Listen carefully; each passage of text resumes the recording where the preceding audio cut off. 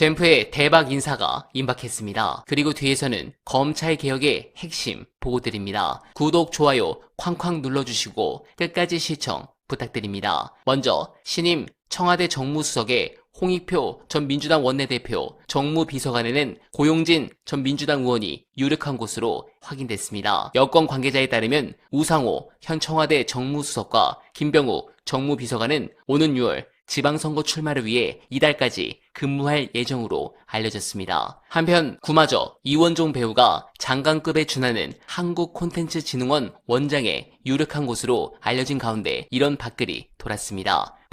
김용남 인사검증 중 고정방송 순차적 하차하고 입각 예정 민정수석실 함화평이란 부분인데 이야 이거 잼나는 일이 많아질 것 같아 기대가 됩니다. 그래도 가장 기대할 수 있는 부분은 바로 윤석열 선고인데 관련해 최근 쇼츠에서 아주 핫한 분석 끝까지 들어주시고 여러분들의 생각 댓글로 부탁드립니다.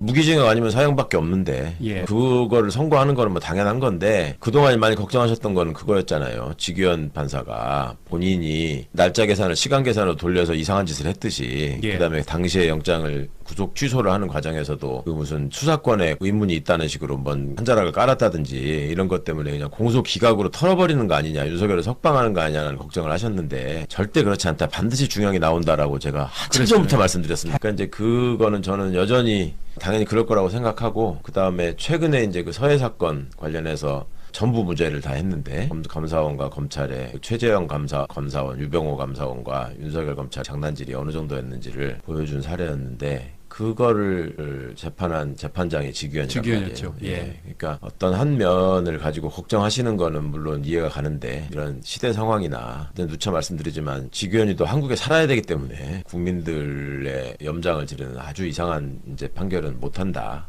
그 말씀을 다시 한번 드리겠습니다. 정치검찰의 실체라는 게 그런 거죠. 박지원 의원 같은 분한테 특히 접어 씌운 혐의는 국정원의 비밀자료를 없애라고 지시했다는 거거든. 삭제하라고 했다. 근데 그 말 있고 얼마 안 돼가지고 이미 국정원 서버에 다 보관돼 있다라는 게 나왔단 말이죠. 그럼에도 불구하고 재판을 여태까지 끌다가 지금 한 거란 말이에요. 그런 어떤 더러운 권력 또 거기에 굴종하는 정치검찰 또 함께 협잡을 해가지고 뭔가 이익 카르텔을 유지하려는 모습 이런 것들이 적나라하게 드러나는 사건이라 박지원 의원 말씀을 들어보니까 당시에 관련돼 있었던 자들 다 그 민사상 손해배상 청구 소송을 내시겠다고 하더라고. 확실하게 요새 이제 금융치료라는 말이 유행이던데 확실하게 치료가 되기를 바랍니다. 수법이에요. 되지도 않는 거 가지고 그렇게 하다가 원래 사건 말아먹는 죄례 수법이 있는 거 없다 그러고 없는 거 있다 그러고 뭐 이러는 거잖아요. 그러니까 이제 국정원 문건 멀쩡하게 있는데 없다 그러고 김학이 사진 나와 있는데 김학이 아닌 것 같다 그러고 좌우가 바뀌었다 그러고 온갖 이상한 짓을 다 했는데 그런 거에 대한 처절한 반성하는 거 못 보셨잖아요. 뭐 민낯을 보이다 이제 막 속 창자까지 다 보이는 건데 그거를 좀 잊지 않으셨으면 좋겠습니다. 이게 어떤 집단이었는지. 1월 16일 날 선고하는 걸 두려워하는 이유가 있는 거죠. 이제 그때부터 선고가 나오기 시작하면 뭐랄까 그 분위기가 잡히는 거고 본인 스스로 생각해봐도 유죄가 될 수밖에 없을 것 같거든.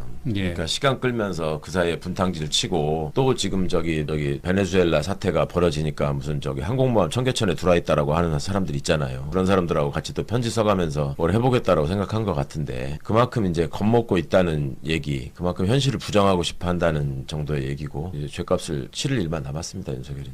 대개의 변호사들이 피고인을 위해서 재판부가 아주 이상하고 엉뚱한 진행을 하는 재판부가 종종 있거든요. 그럼에도 불구하고 꼭 참는 경우가 많습니다. 거기서 당연히 화를 내야 될 상황인데도 혹시나 내가 화를 내거나 달리 저기를 문제를 삼으면 피고인한테 인간적인 어떤 수모를 안기거나 불이익을 줄까봐 그런 것들을 자제하고 참는 경우가 많이 있는데 이 사람들은 그냥 완전히 뭐 거기서 쇼하는 무대로 삼아가지고 자기 정치들을 그냥 서로 다 하고 있으니까 윤석열이 어찌 보면 그런 면에서 보면 좀 딱할 때가 있죠. 변호사의 입장에서 보자면 저게 피고인이 변호인이라고 어떻게 저런 사람들을 선임해가지고 저러고 있나. 근데 변호인이 볼 때도 피고인이 워낙 한심하니까 그거 뭐 자기들이 변론 열심히 하나 마나 저게 중형이라는 거 자기들도 알아요. 제가 보기에는 그렇지 않는 할 수 없는 지금 플레이를 하고 있는 거예요. 그래서 이제 16일 선고도 그렇게 밀어보려고 했던 건데 하여튼 그런저런 점들이 사실은 누구나 예측할 수 있는 것이고 어찌 보면 당연한 일이잖아요. 어디 내란 두목이 기어나갈 생각을 합니까? 근데 여전히 그렇게 현실을 부정하려고 하는 그 황당한 마음, 또 그런 자가 한때 대한민국 대통령이었다는 거. 그 윤석열이가 대통령이 아니어서 얼마나 다행인지 새해 돼서 또 대통령 이재명 대통령 중국 정상회담이나 이런 거 하는 거 보면서 또 다시 한번 또 안도의 한숨을 쉬시는 분들이 많이 있는데, 정말 선거 잘 치러야 되고 좋은 사람 잘 뽑아야 된다는 거 꼭 좀 다시 한번 확인하게 되는 것 같습니다.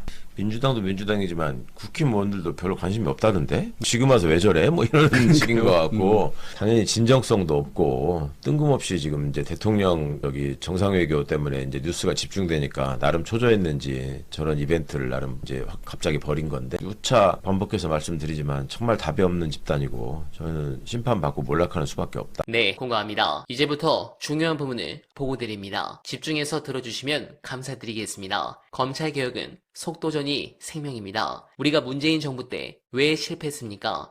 윤석열이 난동을 부려서, 물론 그것도 있죠. 하지만 진짜 이유는 우리 내부에 있었습니다. 바로 속도 조절론. 늘 엄중하게 본다는 그놈 때문에 골든타임을 전부 실기하며 정권을 검찰에 내줬습니다. 그때 너무 급하게 하면 탈난다. 검찰 의견도 좀 들어보자. 이런 점잖은 소리 하면서 시간 끄는 사이에 검찰은 결집했고, 증거는 인멸됐고, 여론은 조작됐습니다. 시간을 주면 저들은 죽는 게 아니라 진화해서 돌아옵니다. 그 결과가 바로 검찰공화국 아니었습니까? 지금 상황도 똑같습니다. 개혁의 칼을 맞아야 할 검찰과 관료들이 지금 슬그머니 개혁의 주체인 척, 우리 편인 척 둔갑해서 내부에 들어와 있습니다. 이들은 회의 테이블에서 이렇게 말할 겁니다. 대통령님, 취지는 좋은데 현실적으로 어렵습니다. 법적 검토가 더 필요합니다. 이게 다 무슨 소리냐? 시간 끌어서 너희 힘 빠지게 만들겠다는 수작입니다. 여기에 속아서 멈칫하는 순간 개혁은 끝장나는 겁니다. 그래서 대통령의 리더십이 그 어느 때보다 중요합니다. 지금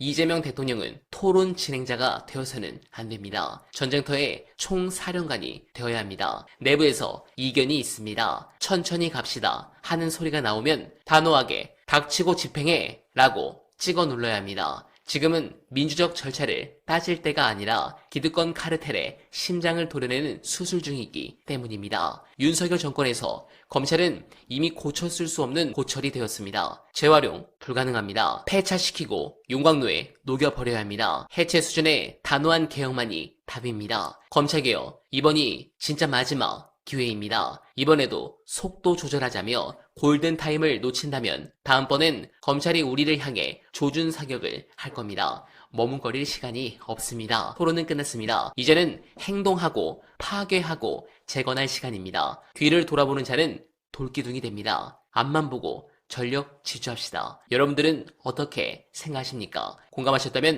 소중한 언알바 정기 후원 부탁드립니다. 댓글에 고정된 내용을 통해 많은 사랑 부탁드리며, 언알바는 오늘도 최선을 다하겠습니다. 여러분 고맙습니다.